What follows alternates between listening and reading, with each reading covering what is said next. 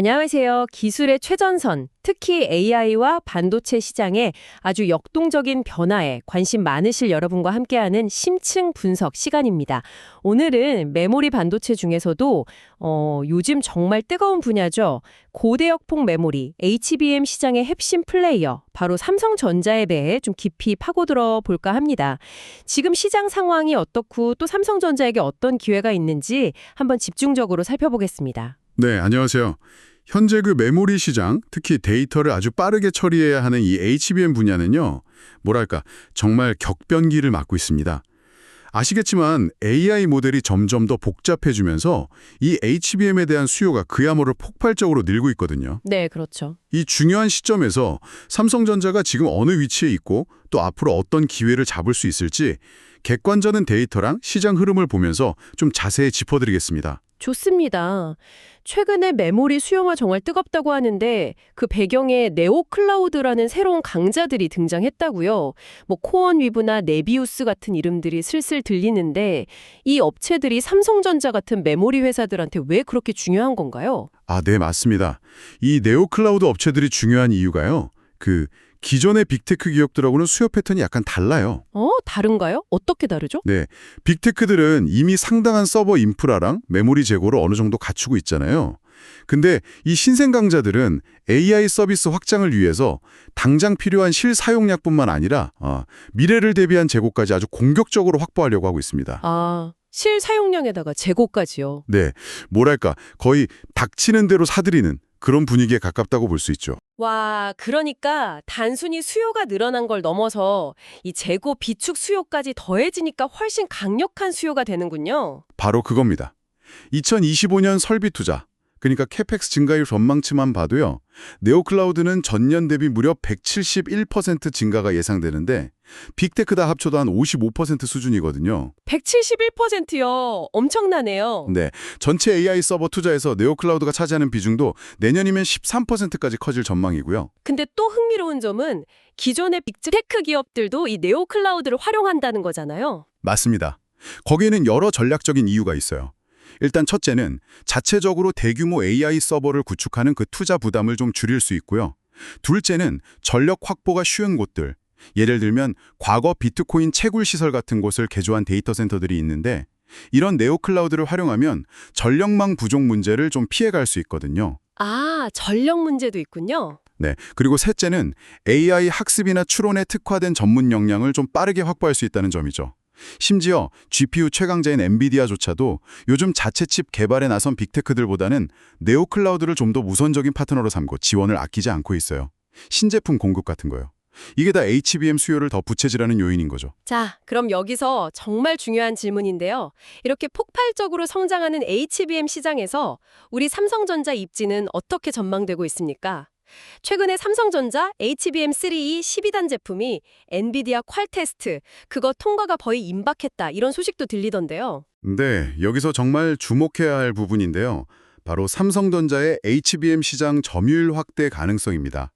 현재 예측으로는 매출액 기준으로 삼성전자의 HBM 점유율이 2025년에 한 18% 수준에서 2026년에는 28%까지 크게 늘어날 걸로 보고 있어요. 18%에서 28%요? 와, 10%포인트나 오르는 거네요. 그렇죠. 경쟁사인 SK하이닉스는 같은 기간 동안 62%에서 한 52% 정도로 좀 줄어들고 마이크론은 19%에서 20% 수준을 유지할 걸로 예상되고요. 이야, 엄청난 변화인데요. 기술적인 측면에서도 뭔가 기회가 있다는 분석이 있었던 것 같은데요. 네, 그것도 중요한 포인트입니다. 최근에 엔비디아가 차세대 제품인 HBM4에 요구하는 성능 기준, 구체적으로는 핀당 데이터 전송 속도 기준을 기존 8GBps에서 10GBps로 상향 조정했거든요. 기준을 높였군요. 네, 근데 이게 삼성전자에게는 오히려 기회가 될 수 있다는 분석이 나옵니다. 왜냐면 당초에 삼성전자의 HBM4 콜 테스트 통과 목표 시점이 내후년 1분기 1Q26 정도로 경쟁사 4Q25보다 약간 늦었었거든요. 근데 이 기술 스펙이 변경되면서 개발 로드맵이 좀 조정될 수 있고 그러면서 기술 격차를 좁히거나 어쩌면 경쟁사랑 비슷한 시기에 HBM4 시장에 진입할 수 있는 시간을 벌었다. 이렇게 볼 수도 있는 거죠. 아하, 그렇군요. 그럼 HBM4가 본격적으로 나오는 건 언제쯤일까요? HBM4 공급이 본격화되는 시점은 대략 2026년 3분기 정도로 예상하고 있습니다. 그렇군요. 그런데 삼성전자가 이렇게 공격적으로 공급을 늘리면 혹시 시장 전체적으로 공급 과잉 우려는 없을까요? 뭐 가격 경쟁이 심해진다거나? 그런 걱정할 수 있죠. 근데 현재로서는 2026년 HBM 시장 전체 수급은 공급과 수요가 거의 맞아떨어지는, 그러니까 균형 상태 플러스 0%를 보일 것으로 예상됩니다. 삼성이 물량을 늘리는데도 균형이라고요? 왜 그런 거죠? 네. 삼성전자의 공급 확대에도 불구하고 시장이 균형을 유지할 수 있는 이유는요. 바로 구글이나 아마존 같은 빅테크 기업들이 자체적으로 설계한 AI 칩, 소위 ASIC라고 하죠.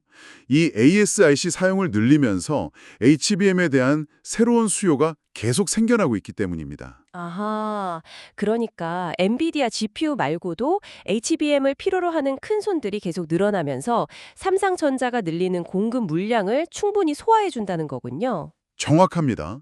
실제로 HBM 시장에서 엔비디아가 차지하는 수요 비중은 2025년 한 64%에서 2026년에는 56% 정도로 감소할 것으로 예상되고요. 반면에 구글, 아마존 같은 자체 ASIC 사용 기업들의 비중은 같은 기간 28%에서 38%로 크게 늘어날 전망입니다. 오, 고객사가 훨씬 다양해지는 거네요. 네, 그렇죠.